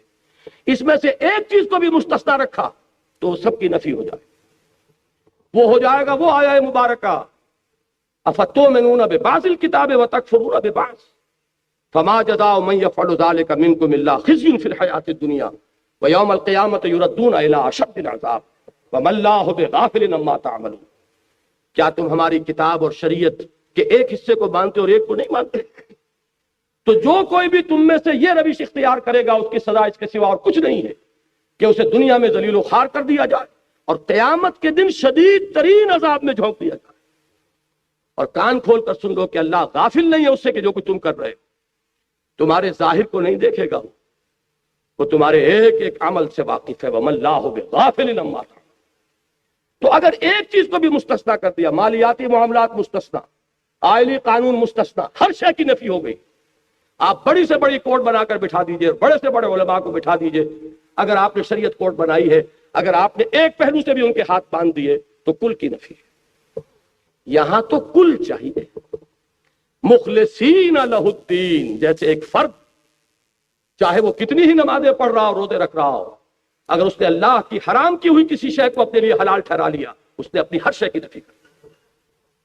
ہاں اگر کہیں خطا ہو گئی، جذبات میں بہہ کر غلطی کر بیٹھا ہے، کہیں انسان پر غفلت طاری ہو گئی تھی، اس کی اس خودی اور انا کی گرفت جو ہے اس کے حیوانی محرکات عمل پر کمزور پڑ گئی تھی، اس وقت کوئی حرکت اس سے سرزد ہو گئی، کوئی حرج نہیں، فوراً توبہ کرو۔ انما التوبۃ علی اللہ للذین یعملون السوء بجہالۃ ثم یتوبون من قریب۔ اللہ تعالیٰ نے اپنے ایسے بندوں کی توبہ کو قبول کرنا اپنے اوپر واجب کر لیا ہے جو نادانی میں جذبات کی رو میں بہہ کر کوئی غلط حرکت کر بیٹھتے ہیں لیکن پھر فوراً رجوع کرتے ہیں۔ اس لیے کہ جذبات کا طوفان جو ہے، میں ابھی کوئٹے میں مثال دے کر آیا ہوں، پہاڑی علاقے کے لوگ خوب سمجھتے ہیں، ہمارے میدانی علاقوں میں سیلاب آتا ہے تو رفتہ رفتہ آتا ہے، جاتا ہے تو بھی جاتے جاتے جاتا ہے، اور پہاڑی علاقوں میں آتا ہے تو طوفان آنن فانن اور جاتا بھی اسی طرح ہے۔ جذبات کا معاملہ بھی یہ ہے، اس میں طوفان آتا ہے، جوش آتا ہے، وہ بھی بڑی تیز رفتاری سے، لیکن پھر وہ جاتا بھی اسی رفتار سے۔ تو جذبات کی رو میں بہ کر کوئی عمل انسان نے اگر کیا ہے تو جیسے ہی وہ جذبات کا ریلا گزر جائے گا سیلاب کا، فوراً ہوش میں آئے گا یہ میں کیا کر بیٹھا، یہ مجھ سے کیا ہو گیا۔ اب اس کے اندر پشیمانی پیدا ہوئی، وہ اس پشیمانی کے ساتھ، دیکھیے اقبال کا یہ شعر آپ کو معلوم ہوگا، بالکل نوجوانی کا، اس پر داغ دہلوی نے یہ کہا تھا کہ صاحبزادے اس عمر میں، اور یہ شعر موتی سمجھ کے شان کریمی نے چن لیے، قطرے جو تھے میرے عرق انفعال کے۔ یہ پشیمانی سے جب پیشانی جو ہے عرق آلود ہو جاتی ہے تو اللہ تعالیٰ کو بہت محبوب ہے۔ اللہ تعالیٰ اپنے اس بندے کو بہت محبت بھری نگاہ سے دیکھتے ہیں کہ اس سے خطا ہو گئی تھی، لیکن اس پر فوراً پشیمانی طاری ہوئی ہے اور اس کی پیشانی ارقالود ہوئی۔ اللہ تعالیٰ اس توبہ کو قبول کرتا ہے، اور بلکہ میں نے تو ترجمہ کر کے آپ کو بتایا، اللہ نے اپنے اوپر واجب کر لیا ہے اپنے ایسے بندے کی توبہ قبول کرنا، لیکن خوب جان بوجھ کر 100 بہانے بنا کر کیا کریں، اس کے بغیر گزارا نہیں، اس کے بغیر تو ممکن ہی نہیں ہے، کاروبار نہیں ہو سکتا، فلاں کام نہیں ہو سکتا، ہے تو حرام لیکن اب کیا کریں۔ یہ جو آپ کی کولڈ کیلکولیشن کے ساتھ اگر آپ نے ایک حرام شے کو بھی اپنی زندگی میں مستقل قائم کر دیا، آپ کی ساری دینداری کی نفی ہو جائے۔ ان دونوں کے درمیان زمین و آسمان کا۔ اسی طریقے سے اجتماعی سطح پر زندگی کے کسی گوشے کو بھی مستثنا کر لیں گے تو وہ آپ کا زکوٰۃ کا نظام اور صلاۃ کا نظام جو ٹوٹے پھوٹے انداز میں جو بھی قائم کیا گیا یا نہیں کیا گیا، اس کی کوئی حقیقت نہیں رہ جائے گی جب تک کہ یہ ایک دفعہ 100% آپریٹو نہ ہو۔ باقی جن چیزوں پہ اصل جھگڑے ہمارے ہاں ہوتے ہیں ان کا اسلام سے کوئی تعلق نہیں، کوئی نص نہ قرآن کی ہے نہ حدیث کی ہے کہ آپ کا نظام جو ہے وہ پارلیمانی ہونا چاہیے کہ صدارتی ہونا چاہیے، آپ کا کانفیڈریشن ہونا چاہیے یا فیڈریشن ہونا چاہیے، یونٹری سسٹم آف گورنمنٹ ہونا چاہیے، کوئی لیجسلیچر بائی کیمرل ہو یونی کیمرل ہو، کوئی پرواہ نہیں، جو چاہو کرو، لیکن بس ایک دفعہ کو 100% آپریٹو کر دو۔ ہر شخص کو ہر وقت یہ حق حاصل ہو کہ وہ عدالت عالیہ کا جا کر کنڈا کھٹکھٹائے کہ جناب میں ثابت کرتا ہوں کہ فلاں قانون کی فلاں دفعہ کتاب و سنت کے خلاف، کیجئے، آئیے، علماء آئے، جو آئے آرگو کریں، ثابت کر دیں گے تو وہ کل عدم ہو جائے۔ اگر کوئی پارلیمنٹ کے زیر غور ہے کوئی قانون، ابھی وہ بل کی شکل میں ہے، ابھی وہ تجویز کی صورت میں ہے، اسی وقت آپ کو کھٹکھٹا سکتے ہیں کہ اس کی فلاں شق جو ہے وہ کتاب و سنت کے منافی میں ثابت کرتا ہوں، وہ اسی وقت ختم ہو جائے گا۔ اس ایک چیز کو آپ قائم کر دیجئے کہ مطاع مطلق اللہ ہے اور زندگی کا کوئی گوشہ اس سے مستثنا نہیں، اس کے دین کا غلبہ ہے پورے کے پورے نظام اطاعت پر۔ میں عرض کر رہا تھا کہ یہ قرآن مجید میں اصطلاحات متعدد ہیں، مفہوم ایک ہی ہے۔ بالکل آغاز میں فرمایا گیا تھا یا ایھا المدثر قم فانذر وربک فکبر، اے لحاف میں لپٹ کر لیٹنے والے صلی اللہ علیہ وسلم، اب اٹھو، کمر کس لو، اپنی عملی جد و جہد کا آغاز کرو، اور اس کا نقطۂ آغاز کیا ہے؟ انذار، آخرت کی خبر دینا۔ نیند کے ماتوں کو جگاؤ، یہ سمجھے ہوئے ہیں کہ یہی بس دنیا ہی دنیا ہے، کوئی آخرت نہیں، کوئی حساب کتاب نہیں۔ انہیں بتاؤ کہ ایک دن اٹھنا ہے مرنے کے بعد اور اپنے رب کے حضور میں حاضری ہے، جواب دہی ہے، اور تمہاری اس عملی جد و جہد کی منزل کیا ہے؟ تکبیر رب، رب کو بڑا کرو، یعنی رب کی بڑائی نافذ کرو، وہ نظام ہو جائے کہ جس میں مانا جائے کہ سپریم اتھارٹی اللہ، ان الحکم الا للہ۔ اسی لیے میں نے سورہ بنی اسرائیل کی جو آخری آیت پڑھی تھی اپنے خطاب کے آغاز میں، وہ اس اعتبار سے کہ وہ آیت بھی میرے نزدیک توحید کے موضوع پر جامع ترین آیات میں سے قرآن مجید کی۔ قل الحمد للہ الذی لم یتخذ ولدا، کہو کہ کل شکر اور کل تعریف اس اللہ کے لیے جس نے کسی کو اپنا بیٹا اولاد نہیں بنایا۔ نمبر ایک، وَلَمْ يَكُنْ لَهُ شَرِيكٌ فِي الْمُلْكِ، اس کا کوئی ساجی نہیں ہے حکومت میں، حاکم حقیقی صرف۔ وَلَمْ يَكُنْ لَهُ وَلِيٌّ مِّنَ الذُّلِّ، نہ ہی اس کا کوئی دوست ہے اس کی کسی کمزوری کے باعث۔ تم دوستیاں پالتے ہو اپنی کمزوری کی وجہ سے کہ دوست کبھی کام آئے گا، جب اس وجہ سے کسی کی دوستی پالتے ہو تو دوست کی ناجائز بات بھی ماننی پڑتی ہے۔ اللہ کے دوست ہیں، اولیاء اللہ ہے، لیکن کسی ظلم کے باعث نہیں، کسی کمزوری کے باعث نہیں ہے کہ اس کا کوئی ولی اس سے کوئی ناروا بات تسلیم کرا سکے۔ وَكَبِّرْهُ تَكْبِيرًا، اور اسے بڑا کرو جیسے کہ اس کی بڑائی کا حق ہے۔ ہماری بدقسمتی ہے کہ تکبیر کے معنی بھی ہم نے سمجھ لی اللہ اکبر کہنا، بہت جوش آیا اور نعرہ تکبیر اور زور سے مارا نعرہ، اور ساری جو سٹیم آؤٹ ہو گیا، سارا جوش وہیں کا وہیں، آگے عمل کے لیے کچھ رہتا ہی نہیں۔ اور تکبیر کے معنی یہ سمجھے کہ اللہ اکبر کہنا، حالانکہ اللہ اکبر کہنا تو اس کے معنی جزون یا مجازن ہوں گے۔ تکبیر کے لفظی معنی کیا ہے؟ کسی شے کو بڑا کرنا۔ اس میں تصغیر تو آپ نے پڑھا ہوگا گرامر میں، کسی چیز کو چھوٹا کرنا، ریور سے ریویولٹ، بک سے بکلیٹ، یہ چھوٹا کر رہے ہیں، اس میں تصغیر ہے۔ کتاب سے کتاب چاہ. تسہیل کے معنی کیا ہے؟ کسی شے کو آسان بنانا. تکبیر کے معنی کسی کو بڑا کرنا. اللہ بڑا تو ہے لیکن اس کی بڑائی یہاں نافذ نہیں ہے، قائم نہیں ہے، مانی نہیں جا رہی اس کی بڑائی کو نافذ. یہ ہے ہدف محمد الرسول اللہ صلی اللہ علیہ وسلم کا، پوری جد و جہد کا جو ہدف ہے. یہی وہ چیز ہے جو یہاں فرمائی ان اقیم الدین. یہی وہ چیز ہے کہ جو قرآن مجید کی مدنی صورتوں میں 3 جگہ پر آئی. هو الذی ارسل رسولہ بالہدی ودین الحق لیظہرہ علی الدین کلہ. وہی ہے اللہ جس نے بھیجا اپنے رسول کو صلی اللہ علیہ وسلم الہدا اور دین حق دے کر تاکہ غالب کریں اسے کل کے کل دین پر، پورے کے پورے نظام اطاعت پر. کوئی بھی حصہ مستثنا رہ گیا. آپ کو معلوم ہے کہ کل میں سے چاہے چھوٹا سے چھوٹا جز نکال لیں، باقی جو ہوگا وہ بھی اب کل نہیں جز رہ جائے گا. 100 میں سے 1 نکال لیں گے تو 99 بھی کل نہیں ہے، وہ بھی اس کا ایک جز ہے. تو کوئی چیز بھی نکل گئی تو علی الدین کلہ ہی کا تقاضا ختم ہو گیا. یہی مفہوم آیا ہے سورہ انفال میں. اور یہ کب آیا؟ جبکہ حضور کی وہ انقلابی جد و جہد جس پر مجھے تفصیل سے گفتگو کل کرنی ہے انشاءاللہ. وہ جو آپ کو کوئی ایک نقشہ سا تقسیم ہوا ہوگا نارتھ ناظم آباد میں، میری ایک تقریر کل ہے. یہ جو تکبیر رب ہے یا اقامت دین ہے یا اظہار دین الحق علی الدین کلہ ہی ہے، اس کے لیے جدید اصطلاح ہے اسلامی انقلاب. وہ اسلامی انقلاب کیا ہے؟ اللہ کے نظام کی بالادستی. اسی کے لیے جب حضور کی انقلابی جد و جہد کا مرحلہ وہ آ گیا، آرمڈ کانفلکٹ والا، مسلح تصادم والا، تو فرمایا گیا سورہ انفال میں وَقَاتِلُوهُمْ حَتَّى لَا تَكُونَ فِتْنَةٌ وَيَكُونَ الدِّينُ كُلُّهُ لِلَّهِ. اے مسلمانوں، اب جب کہ تمہاری تلواریں نیاموں سے باہر آ گئی ہیں، اب یہ واپس نیام میں نہیں جائیں گی جب تک کہ بغاوت اور فتنہ اور فساد بالکل فرو نہ ہو جائے اور دین کل کا کل صرف اللہ کے لیے.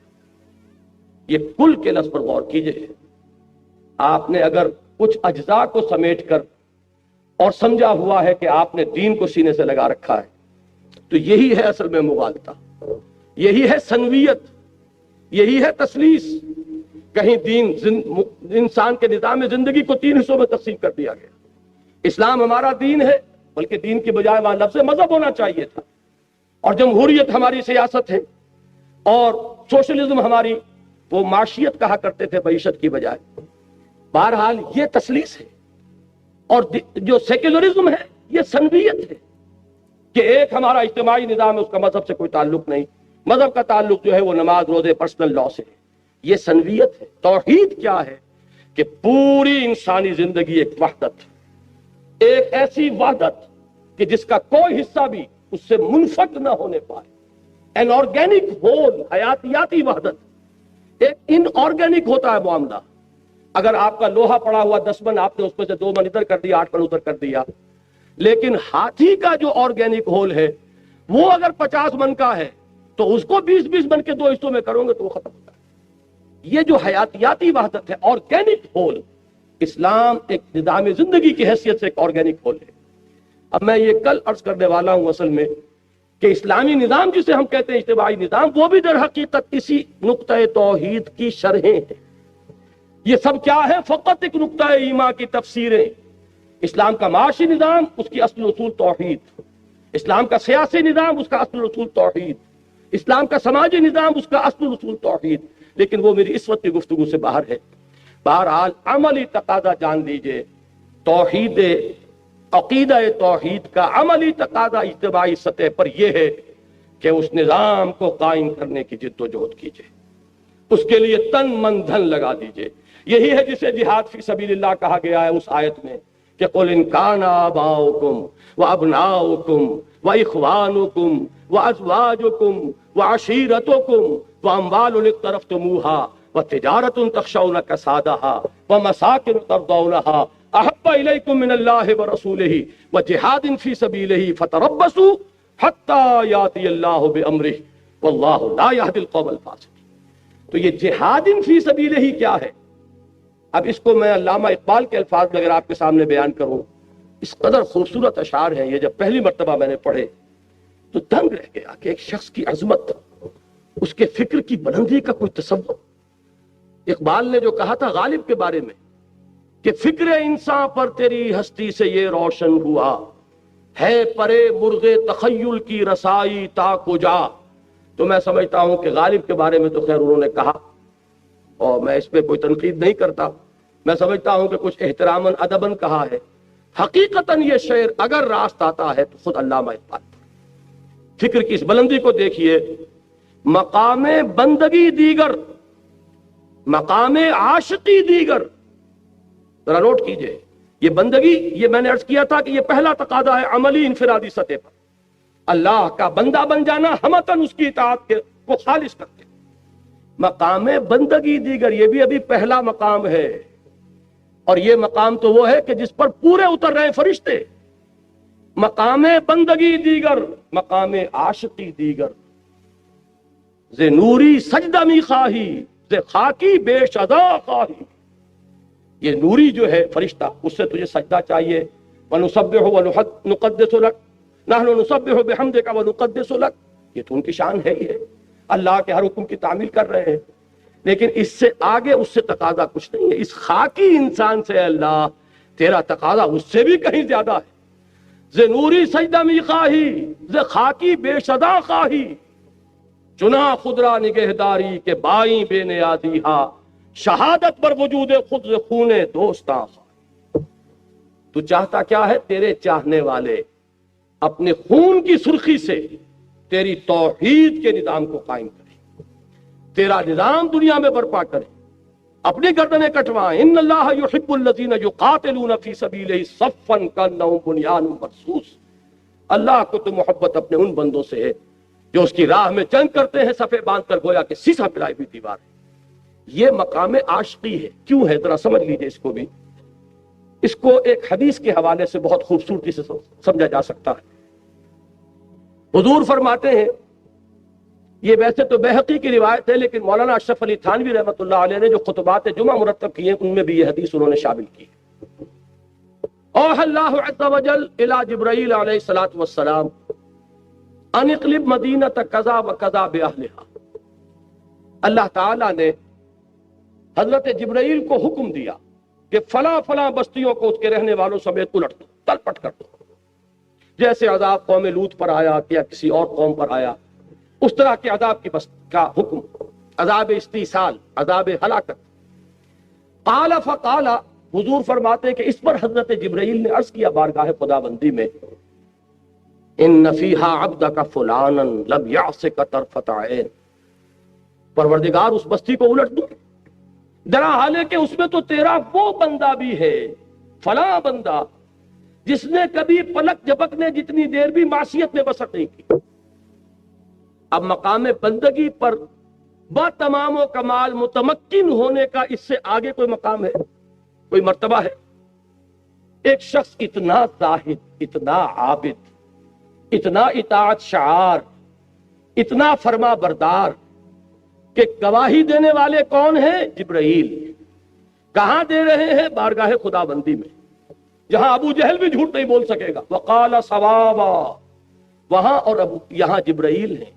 کوئی مبالغے والی بات نہیں ہو سکتی، لیکن ایک مرتبہ میری زبان سے یہ الفاظ نکلے، یہ مبالغہ نہیں ہے، لیکن آپ زیادہ سے زیادہ مبالغہ کریں گے تو اور کیا کہیں گے؟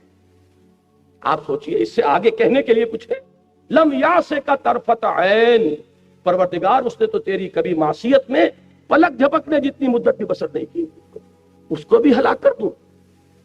قال فقال، حضور فرماتے ہیں کہ اس پر اللہ تعالیٰ نے فرمایا اقلبھا علیہ وعلیہم، الٹو اس بستی کو، پہلے اس ناہنجار پر پھر دوسروں پر. کیوں؟ یہ کیوں دوہرا مجرم ہو گیا؟ فإن وجہہ لم یتمعر فی ساعۃ قط، اس لیے کہ اس کے چہرے کا رنگ کبھی میری غیرت اور حمیت کی بنیاد پر متغیر نہیں ہوا. وہ لگا رہا مست رکھو ذکر و فکر صبح گاہی میں اسے، اور پختہ تر کر دو مزاج خانقاہی میں اسے. اس کا معاملہ یہ رہا، وہ اپنی ہی ذاتی نیکوکاری میں اور عبادت گزاری میں اور دینداری میں لگا رہا. اس کی غیرت اور حمیت نے کبھی جوش نہیں مارا، اس کے خون کبھی کھولا نہیں اس پر کہ میرے قانون کی دھجیاں بکھر رہی تھیں، میری شریعت کا استہزاء ہو رہا تھا، منکرات پھیلتے چلے جا رہے تھے، اور تو فقط اللہ اللہ اللہ. یہ دوہرا مجرم ہے، لہذا پہلے اس پر الٹو. اقلبھا علیہ وعلیہم فإن وجہہ لم یتمعر فی ساعۃ قط. میں مثال دے کر سمجھایا کرتا ہوں عوامی اجتماعات میں کہ آپ کو کوئی ماں کی گالی دے دے کیا ہوگا؟ اگر تو کچھ آپ میں جان ہے تو وہ جانے نہیں پائے گا، اور اگر جان نہیں ہے تب بھی کم سے کم اگر آپ اس سے انتقام نہیں لے سکتے تو پورے جسم کا خون تو ایک مرتبہ آپ کے چہرے میں آ جائے گا، آپ اپنی جگہ پر کانپ کر تو رہ جائیں گے، کھول تو اٹھے گا آپ کا خون۔ اور اگر یہ بھی نہیں ہے تو اس کا مطلب ہے بے غیرت اور بے حمیت ہے۔ اسی طریقے سے اللہ کے دین کو پامال دے کر کہ پستی کا کوئی حد سے گزر نہ دیکھے، اسلام کا گر کر نہ ابھر نہ دیکھے، مانے نہ کبھی کہ مت ہے ہر جزر کے بعد دریا کا ہمارے جو اترنا دیکھے۔ اور اے خاصہ نے رسول وقت دعا ہے، امت پہ تیری آ کے عجب وقت پڑا ہے، وہ دین جو بڑی شان سے نکلا تھا وطن سے، پردیس میں وہ آج غریب الغربا ہے۔ اور اقبال نے بھی یہی مرثیے کہے ہیں، اے باد صبا کملی والے سے جا کہیو پیغام میرا، قبضے سے امت بیچاری کے دین بھی گیا دنیا بھی گئی۔ اس حال کو دیکھ کر ایک انسان اپنے دھندے، اپنے کاروبار، اپنے کارخانے، اپنی تجارتیں، اپنے پروفیشن، ان میں مگن ہے، اس کا خون جوش نہیں کھا رہا، وہ اللہ تعالیٰ کی غیرت و حمیت سے اس درجے تہی ہو چکا ہے، دینی حمیت اور غیرت سے اس درجے محروم ہو چکا ہے کہ اس کے احساسات پر جوں تک نہیں رہی، تو معلوم ہوا کہ ایمان کا بیڑا غرق ہو چکا ہے۔ وہ جو اقبال نے ایک نظم لکھی ہے روہیلا پر، روہیلا کس قدر ظالم جفا جو کینہ پرور تھا، نکالی شاہ تیموری کی آنکھیں نوک خنجر سے، اس میں آخری واقعہ آپ نے پڑھا ہوگا جس کو نظمایا ہے کہ اس روہیلے نے یہ ذرا جائزہ لینے کے لیے کہ اب تیموری خون کے اندر کوئی حمیت کی حرارت رہ گئی ہے یا نہیں، تو جب وہ گیا حرم میں تو وہاں جا کر اس نے اپنا جو کمر بند تھا جس میں خنجر لگے تو کھول کر رکھ دیا اور لیٹ گیا استراحت کے لیے، بہانہ یہ بنایا کہ سو رہا ہوں، کہ دیکھیں ان تیموری بیگمات کے اندر کوئی حمیت و غیرت ہے، کوئی میرا خنجر لے کر مجھ پر حملہ آور ہوتی ہے کہ نہیں؟ جب دیکھا کہ کچھ نہیں ہوا تو کہا کہ غیرت نام تھا جس کا گئی تیمور کے گھر سے، وہ غیرت دینی ہے کہ جس سے ہم تہی دست ہو چکے۔ اور توحید کا تقاضا یہ ہے، توحید کے تقاضے میں بشریت اور نور کا جھگڑا، توحید کے مباحث کے اندر سایہ تھا کہ نہیں تھا، توحید کے مباحث اور شرک کے مباحث میں علم غیب کا جھگڑا جو کبھی طے ہوا نہ ہوگا، اس لیے کہ سوائے لفظی نزاع کے کچھ بھی نہیں، وہ ایک لفظی جھگڑا ہے۔ میں نے عرض کیا تھا نا کہ جو توحید صفاتی ہے یہ بڑا ہی نازک معاملہ ہے کہ الفاظ مشترک ہیں صفات کے لیے جو مستعمل ہے اللہ کے لیے مخلوقات کے لیے، اب اس میں جو چاہیں آپ کہتے رہیے، لیکن یہ کہ اصل یہ ہے میدان وَفِي ذَلِكَ فَلْيَتَنَافَسِ الْمُتَنَافِسُونَ۔ توحید کا تقاضا تو یہ ہوگا اس پورے کرۂ ارضی پر اللہ تعالیٰ کے دین کا غلبہ یہ میرے اور آپ کی زندگی کا مقصود بنے، میری زندگی کا مقصد تیرے دین کی سرفرازی، میں اسی لیے مسلمان، میں اسی لیے نمازی، اور اس کے لیے پہلی منزل کے طور پر اس مملکت خدا داد میں اللہ کے دین کے غلبے کے لیے تن من دھن لگانا، لیکن اس کے شرط اولین وہی ہوگی پہلے اپنے وجود پر اللہ کے دین کو قائم کیا۔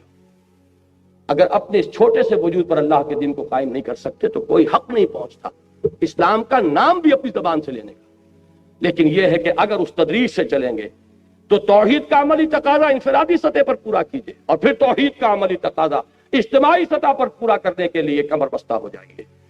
وہ تکبیر رب کے لیے جو میں عرض کر رہا تھا، اقبال کے دو اشعار وہ بھی بہت خوبصورت ہیں۔ یا وسعت افلاک میں تکبیر ہو اللہ، یا خاک کی آغوش میں تسبیح و مناجات، وہ مسلک مردان خداگاہ خدا مست، اور یہ مذہب ملا و جمادات و نباتات۔ یہ صرف تسبیح تو فقط اللہ اللہ اللہ، یہ تو در حقیقت وہی شخص کے جو کمر کس چکا ہو تن من دھن لگانے کے لیے، جب وہ تسبیح کرے گا تو کائنات وجد میں آئے گی۔ یہی دو اشعار ہیں اقبال کے کہ پرواز ہے دونوں کی اسی ایک فضا میں، کرگس کا جہاں اور ہے شاہی کا جہاں اور، الفاظ و معانی میں تفاوت نہیں لیکن ملا کی اذاں اور مجاہد کی اذاں اور، الفاظ کوئی نہیں۔ لیکن جو شخص اس کو اپنی زندگی کا مقصود بنا لے، اس کے لیے ہدف یہ ہے جانا ادھر ہے، هو الذی ارسل رسولہ بالہدی ودین الحق لیظہرہ علی الدین کلہ، اس میں تن من دھن لگانے کا اگر ایک پختہ ارادہ کر لے تو اب یہ گویا کہ توحید انفرادی سے توحید اجتماعی تک پیش قدمی کر رہا ہے۔ میں آخری بات صرف یہ عرض کروں گا کہ یہ توحید اجتماعی تھی کہ جو محمد الرسول اللہ نے اپنی 23 سالہ جد و جہد کے نتیجے میں جزیرہ نمائے عرب کو جس سے جگمگا دیا.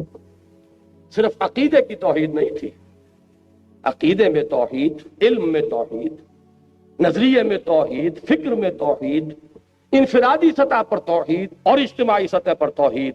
جعل حق و زہق الباطل ان الباطل کان زہوقا.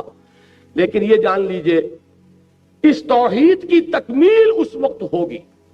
دیکھیے ایک چیز ہے یہاں سے وہاں تک کی اونچائی، ایک ہے اس پورے ہال کے اندر اس پوری اونچائی کا تصور کرنا. جزیرہ نمائے عرب میں تکمیل ہو گئی دین کی اور تکمیل ہو گئی توحید کی، لیکن جزیرہ نمائے عرب میں ہوئی جبکہ اس کو ہونا ہے پورے کرۂ ارضی پر محمد الرسول اللہ صلی اللہ علیہ وسلم کی بعثت کا مقصد بتمام و کمال اس وقت پورا. اسی کو اقبال نے تعبیر کیا نا کہ وقت فرصت ہے کہاں، کام ابھی باقی ہے، نور توحید کا اتمام ابھی باقی ہے. اس کے لیے نبی اکرم صلی اللہ علیہ وسلم کی بھی دی ہوئی خبر ہے، قیامت سے پہلے وہ وقت آ کر رہے گا، یہ توحید کامل بتمام و کمال پورے کرۂ ارضی پر قائم ہو کر رہے. حضور نے فرمایا کہ کوئی گھر نہیں رہے گا روئے ارضی پر، نہ گارے اور اینٹوں کا بنا ہوا اور نہ کوئی اونٹ کے بالوں کے کمبلوں کے بنا ہوا خیمے کی صورت میں جس میں اللہ کا دین داخل نہ ہوتا ہے. وہ وقت آ کر رہے گا. لیکن اصل میں میری اور آپ کی جو وفاداری ہے اس کا تقاضا کیا ہے؟ وہ تو آئے گا، لیکن ہماری کنٹریبیوشن کیا ہے؟ ہم نے کیا محنت کی ہے؟ ہم نے اس کے لیے تن من دھن کتنا لگایا ہے؟ ہم نے اس کے لیے کتنی توانائیاں صرف کی ہیں؟ میری اور آپ کی کامیابی کا دار و مدار اس پر ہے.